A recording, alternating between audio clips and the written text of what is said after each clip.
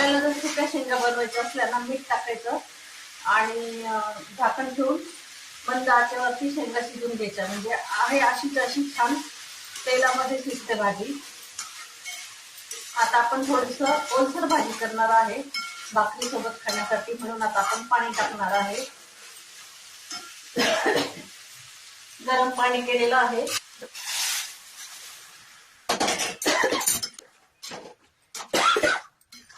चवीपुरते मीठ टाकूया. थोडासा जाडसर असा शेंगदाण्याचं कूट करून घ्यायचं आहे. इकडे आता रेसिपी बनवताना छान असं क्लीन आहे, पण आपला पसारा काय होतो तो आपल्यालाच माहिती. चला दाखवते मी तुम्हाला, बॅक कॅमेऱ्याने दाखवते.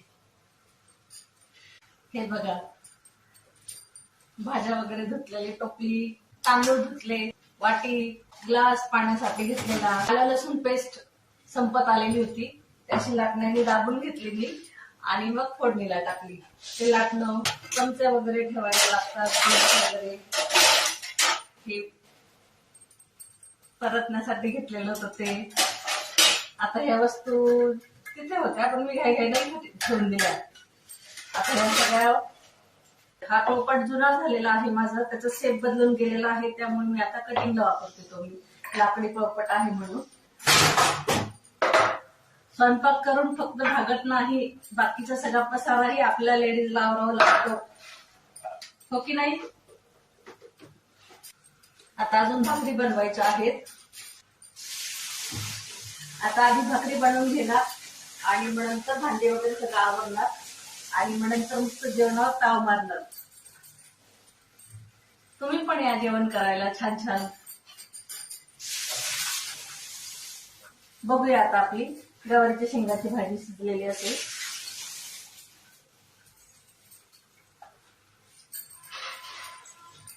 हे बघा, एक 5 मिनिट लागले भाजी शिजायला. आपण फोडणीला टाकली भाजी, त्या साईडचा पसारा बघितला आणि तो एक साईडला करून घेतला, तोपर्यंत भाजी शिजली आहे. म्हणजे शेंगदाण्याचा कूट बनवून घेतलेला आहे तो टाकणार आहे. लागेल तसं टाकायचं आहे, तेवढा कूट बस होऊन जातो. आता कमी गॅसवरती आपण शिजवणार आहे. शिल्लक जी राहिलेली आहे शिजायची ती कमी गॅस करणार आहे आणि परत झाकण ठेवणार आहे. म्हणजे भाजी जास्त आटणार पण नाही, आहे तेवढीच राहील. आणि चमचा ठेवला की उतू पण जाणार नाही.